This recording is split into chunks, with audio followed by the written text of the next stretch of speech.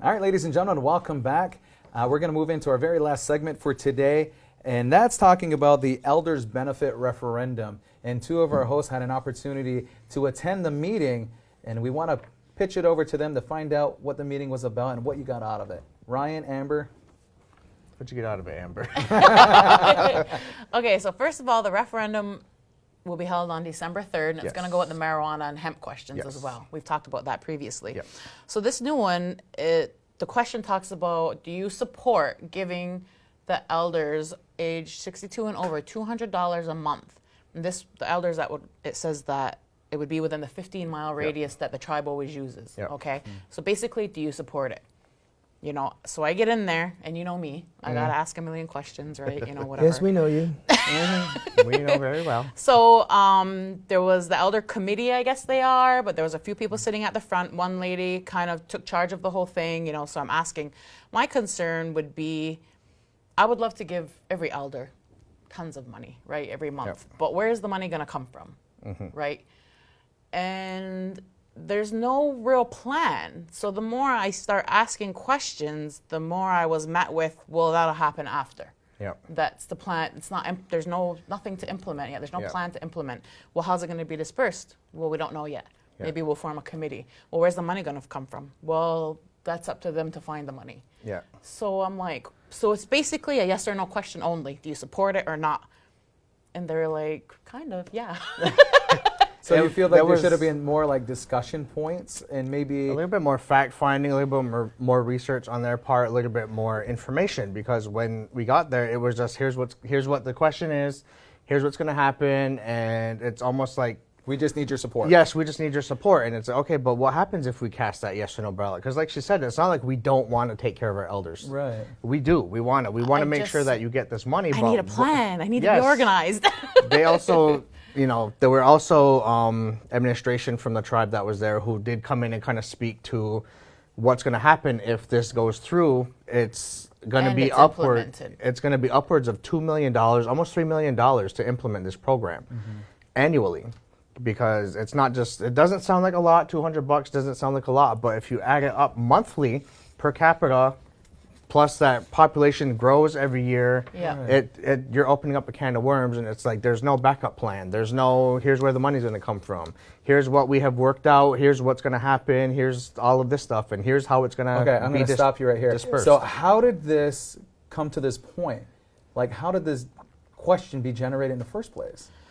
There was a petition going on around the past couple years, and they stated that it kind of really started with them just kind of sitting around visiting, you know, and there was the, oh man, I went to go visit so-and-so, and they were just kind of, you know, saying how they were struggling a little, you know. Going without. Going without, you know, there was a story of how one of the elders wanted to go visit their grandkids somewhere, but they didn't have gas money, so it kind of trickled from that.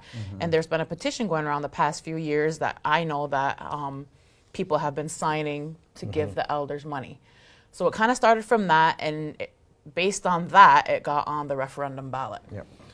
Wait, can I say, I'm confused. Why?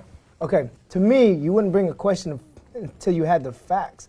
That's why I'm sitting here just lost, because I'm like, well, why are you just asking for my opinion? I mean, it's just like with the hemp thing. They're asking for your support. They're asking for our opinion on do we support it or not. To me, like you said, right, how can I support some if you don't have the facts? Like you should put in a referendum or a question after the fact, when you have all the facts. Say, here's what we're wanting to implement. We're wanting to say $200 per month. It's going to cost us $2 million every year to implement. Here's how we're going to get the funding. Here's what's going to happen. Then ask, do we support that? But you're just asking a broad. Of course we would. To me, of course, everyone would want to support their elders. That was my red flag at the meeting, was this whole we don't have a plan. And when it was asked, they were asked point blank in the middle of the discussion, where's this money going to come from? The presenter literally just said, well, I don't know. It's up to the finance people to find it. It's up to Jalessa. It's up to Mike, what's his name? Michael Garro. Michael Garro to come up with the money. And we just kind of sat there like, oh my God, are you kidding me? But there's resources within the tribe. Let's just say hypothetically they wanted to create a business plan, a business model to make money. There's resources that you could utilize at the tribe to help you do that. So, I mean, they do have things at their fingertips as well. So maybe this opened the eyes for this committee to the group to say, hey, we need to come and have another meeting real quick. So Well, I just feel like it's misleading because people will look at it and say, yes, I want to give my grandmother $200 a month. My concern was, what happens with the drug epidemic here? And is this going to make our elders vulnerable to be taken advantage of because I asked, is it going to be cash? Are you giving them a check? They didn't have any idea. They said, we haven't looked at that. It would be the committee that says that. So I just feel like it's, like I know I'm a tribal employee. I know that our budgets have been cut this year. Like you only can have so much money that you can do things with. So where $2 million a year is going to come from? And they did give the numbers that it'll go up a little bit more every year. As the baby boomers age into the 62-year-old bracket, then there was talk, maybe it's needs-based, maybe it's not. Well, maybe this should have all been figured out before. Right, because being on My committees, we sentiment, know exactly. that, it's a discussion point and stuff. But again, this brings up really good questions, and hopefully they maybe want to have another meeting coming forward, and we can all attend as a collective group and ask those questions. And and we're going to close it up, but what do you... Maybe I'd like to say, too, maybe this is an opportunity.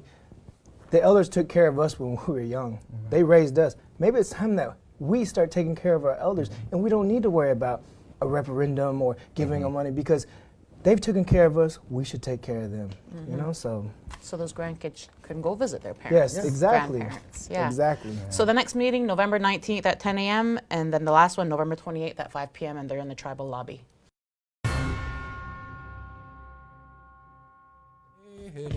Yo honey, yo honey, yo honey, yo honey.